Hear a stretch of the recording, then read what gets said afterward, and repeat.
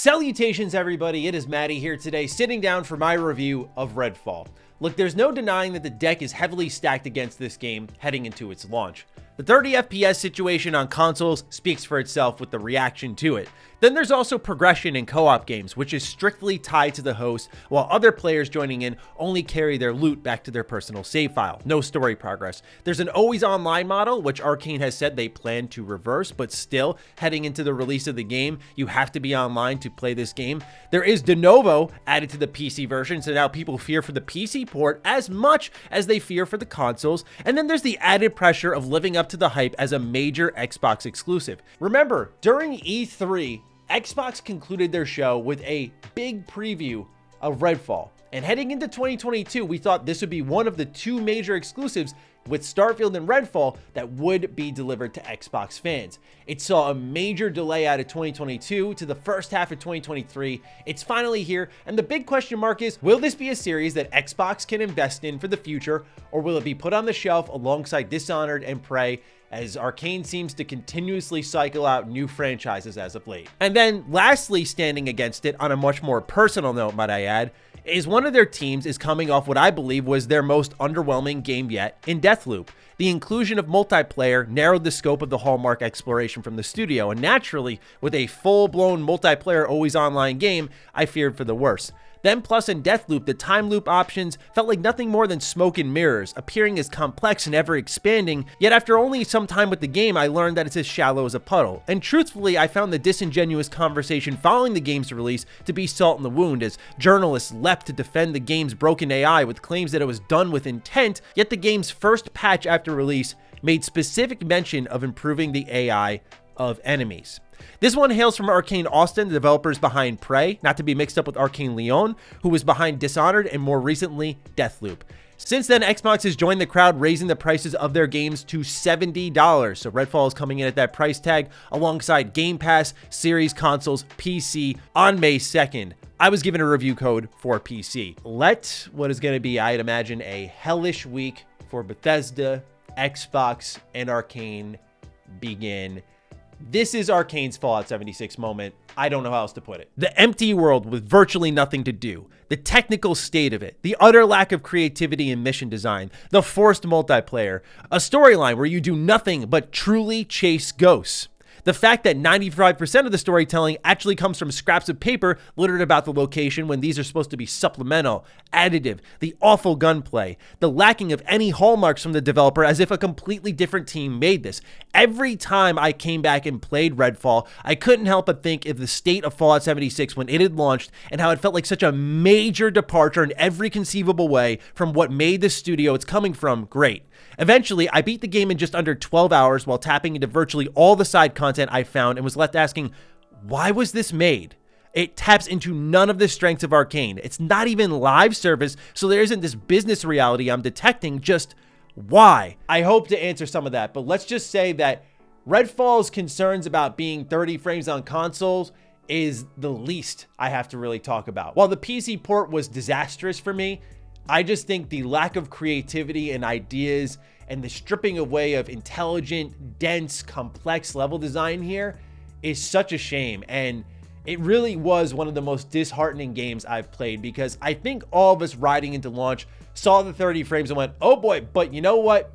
It's Arkane, baby. When you look at Prey, Dishonored, Prey Mooncrash, they all just speak for themselves. They're fantastic games from top to bottom. And even looking at Deathloop, while I thought it was a far cry from what they had done before, it still was somewhat of a respectable release. But I look at Redfall and I think, how did this happen? How? It really was a heartbreaker.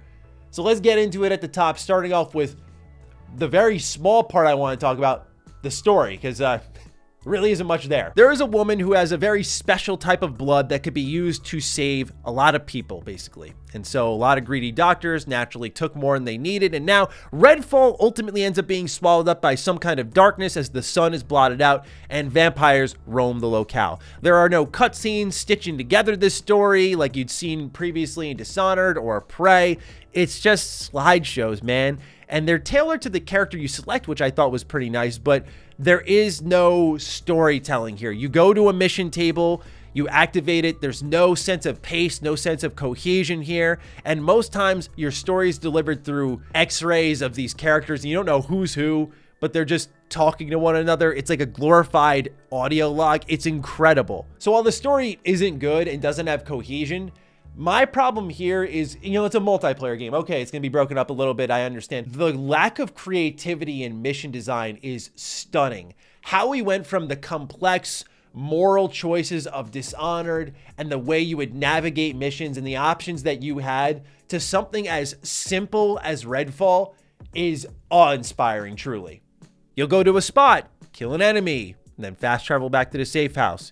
You'll go to another place, collect an item, and leave. The general flow is completing enough main missions to kill a vampire god in the area. So as you progress the main story, you'll also need to clear up these safe houses, which are, mind you, falsely labeled side content to get underboss skulls to then use to access said vampire gods. It's painfully simple, and the formula never breaks from this mission archetype once. Again, going from Dishonored's moral system with multiple endings, praise intricate and thought-provoking writing, to this is a goddamn shame. Now, other side content that I did are doled out through the game's menus, which again leads to that continuous disconnect. But it's also the fact that you're just never interfacing with NPCs ever in this game. It literally is base Fallout 76 when it launched. There's just an empty world, nothing going on, chasing ghosts, and no NPC interaction. It's insane to me that it has become this. And the problem is, it's not like there's a trade-off for something better at the end of all this, right? There's no concession of,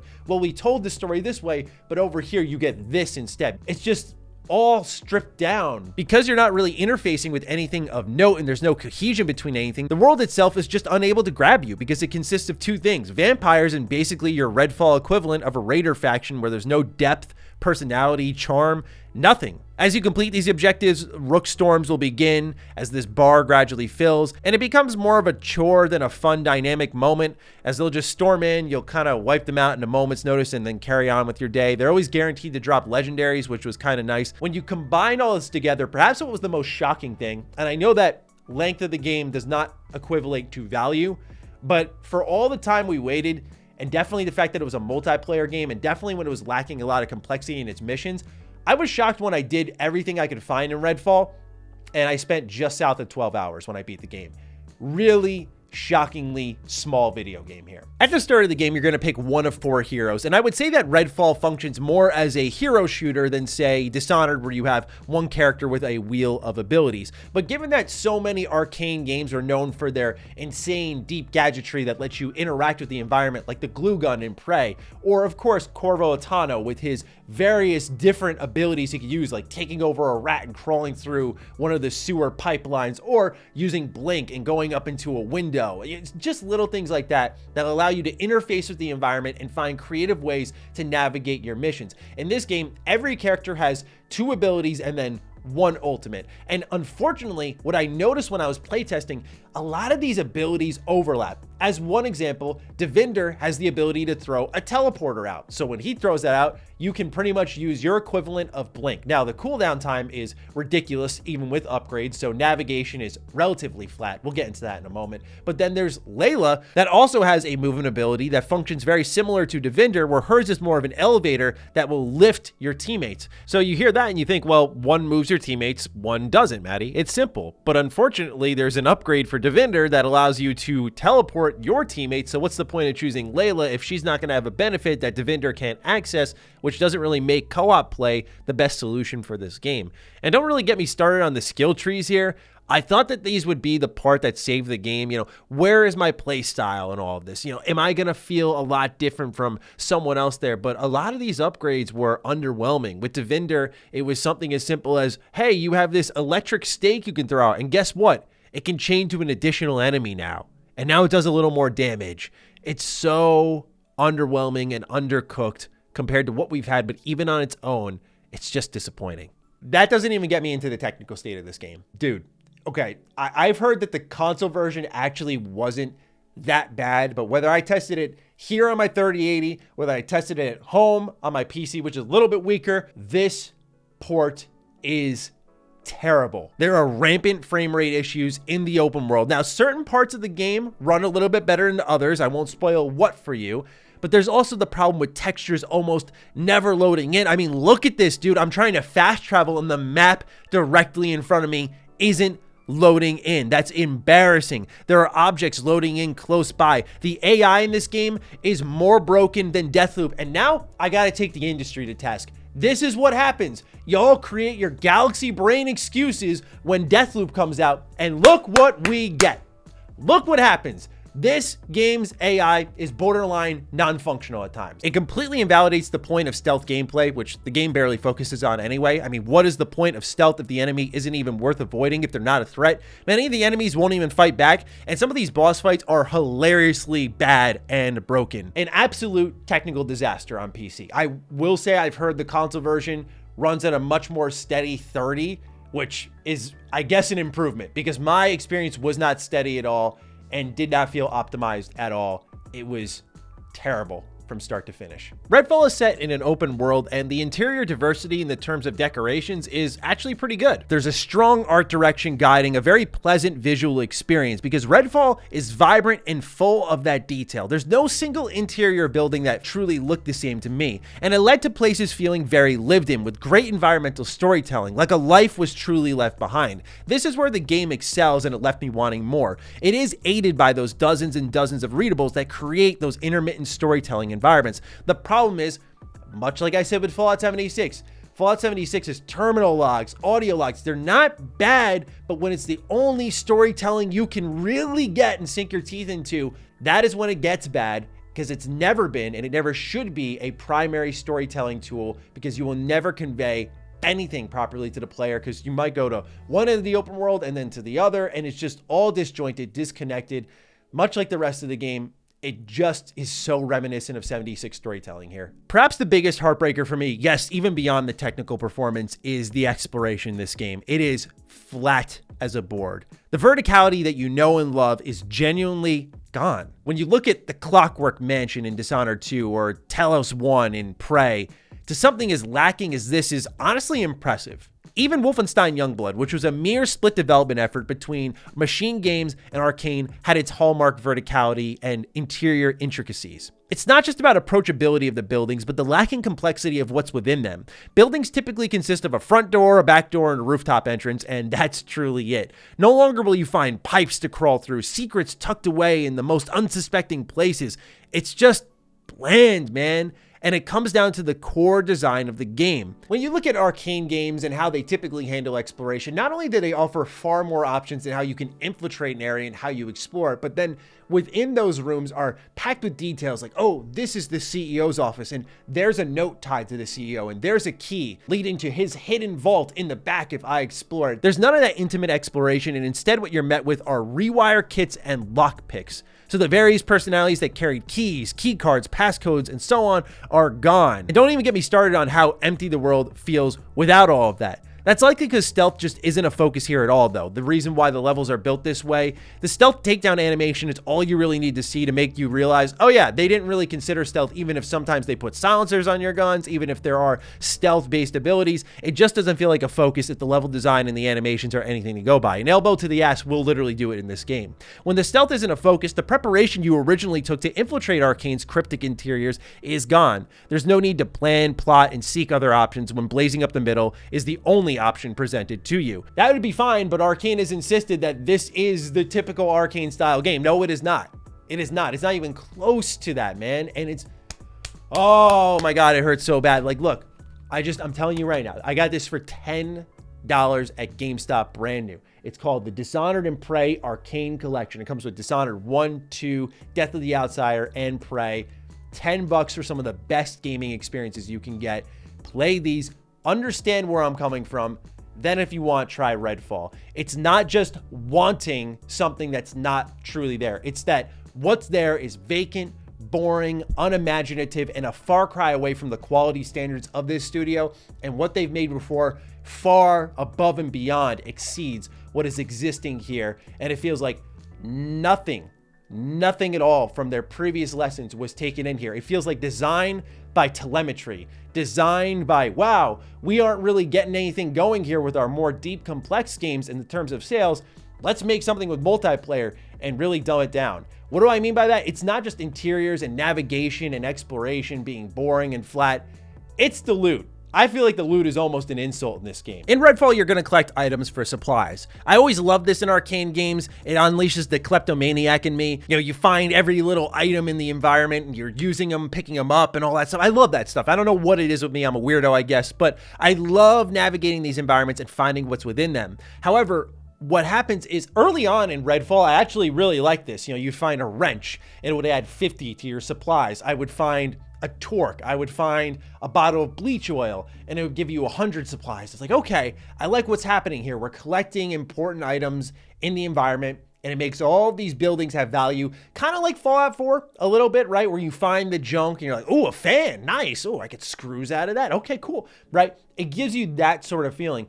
But what happens is it quickly falls apart when you realize as you build up that supply cache, which is this game's currency, there's nothing of value to spend your money on. You see, Dishonored's compulsive looting felt great because it fed back into blueprints and upgrades that allowed you to tackle missions in new and fun ways. Redfall treats me like I'm stupid. Here's a new color for your gun. Go crazy. Each tier adds a new passive to your weapon. So you have your green, your blue, your purple, your orange. That's fine. I don't think rarity tiers are bad in video games. It's when it's the only thing. And when you, again, compare it to what existed, it's just like, oh, my word, really, guys? Now, some of these weapons do look and even feel unique. There are weapons like the UV beam, which allow you to turn your enemies to stone, which is really cool. There's the single shot rifles, a stake launcher. There are some pretty unique weapons, but as you get deeper into the very short experience, you realize there's also a ton of overlap. So eventually the loot just felt pointless, especially because the best loot came from the rook showing up. So I never really bothered to interface with a ton of the stuff I was looting anyway, because all I knew is as I complete these objectives, this stupid rook is going to show up. He's going to drop a legendary that's of my level for some type of weapon, and it's probably going to be better than what I have. And so when the loot is dumbed down like that, there's no need for me to scour the environment. All I ever bought were med packs, lockpicks, rewire kits. That was it. I was, again, very stunned that there weren't even interesting tools and gadgets where maybe it didn't have to be as crazy as the glue gun and Prey, but the fact that there weren't multiple items to just interface with buildings differently, that there were only 2. How did this happen? How did this come to be? It's giving me a real existential crisis here. What happened? Because to me, Arkane Games exploration is neck and neck with Bethesda Game Studios. At least, and you can go check my original 76 review if you don't believe me. The area-to-area exploration of 76, even in its base, buggy, awful form, was still solid. There was still intrigue, that moment of, what's that in the distance? I gotta check that out. Arkane has had the same thing, except when you got on the inside, there were so many ways to go about it, and so much to find within. I could park it on this topic all day long, but let's just move on for the sake of me not being too redundant. What is some of the side content? Well, you're going to be out here doing the occasional side quest, which is go here, collect a popcorn machine and come back. Go here, kill this vampire and come back. It's really nothing of complexity. You're going to do safe house missions, as I mentioned earlier. Outside of the occasional side quest and the safe houses, you will find vampire nests. Gradually, their influence is going to spread around the map. You're going to want to take these out because when you face vampires in them, the game becomes absolutely broken. So you're like, all right, this is a pain in my ass. So I'm going to go inside the vampire nest and take this down. When you go inside there, you'll see the environment artist absolutely cooked. Like, this place looks awesome, but I swear on my goddamn life, it's literally just a straight line. It's just a straight line. It looks cool, but it is just a straight line, man. And it's like, there's nothing interesting. There are just 5 vampires packed in this one tiny street, and they're just going to throw themselves at you with no sense of pace, no sense of encounter design. And so they start to quickly ebb into the area of tedium and pointlessness. Eventually you get to the end and you'll find another nest of vampires. Again, very tight room. They'll throw themselves at you. All of these nests roughly look the same too. There's no differentiation among them. It's just a place to kind of, I think, take you away from the main story stuff. Otherwise, I would have finished this game probably in under 10 hours, no doubt about it.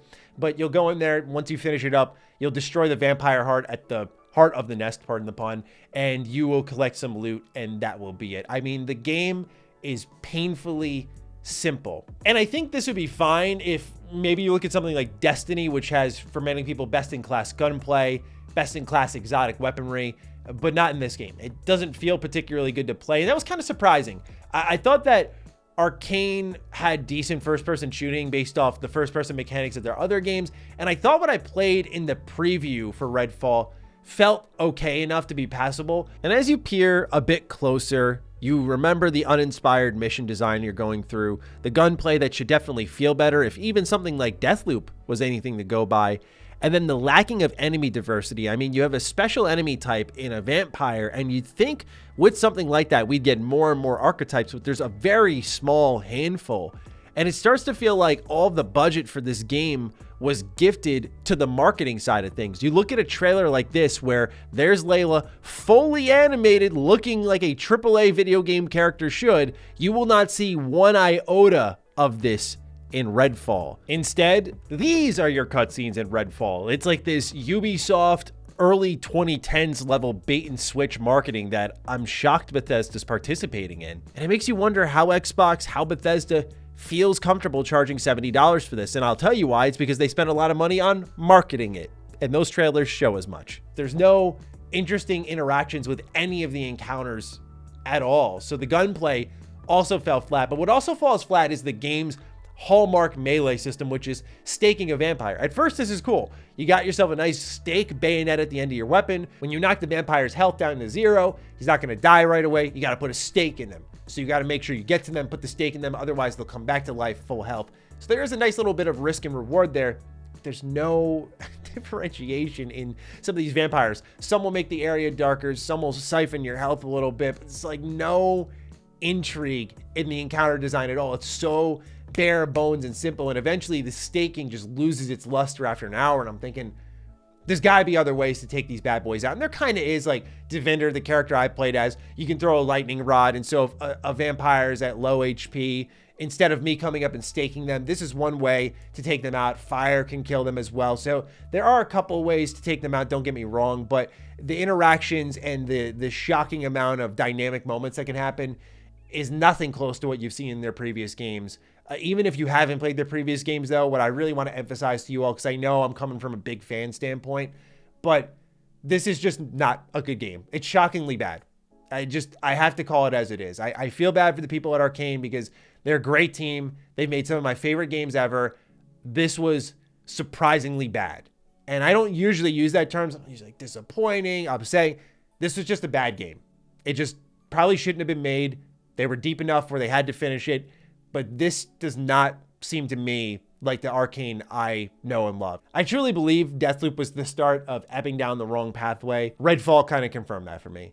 And so I hope Arkane can write the direction of the ship, because right now it's not looking good. But hopefully with Microsoft at their back, they can go back to their pocket of making the types of games that they're well known for. But this one stings for sure. And so it's time for my verdict. Buy, wait for a sale, download on Game Pass.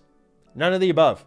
Sorry, not even Game Pass. Sorry. I know some of you think I'm being extreme, but when you have, if you're a Game Pass sub, Dishonored, Prey, Moon Crash, when you have all of these options at your fingertips, I'm sorry, but there's just so many other things from this company that are way more worth your time and far more replayable and far more engaging. But even beyond that, when you look at the competition right now, I know a lot of people are clowning on Jedi Survivor and its PC port.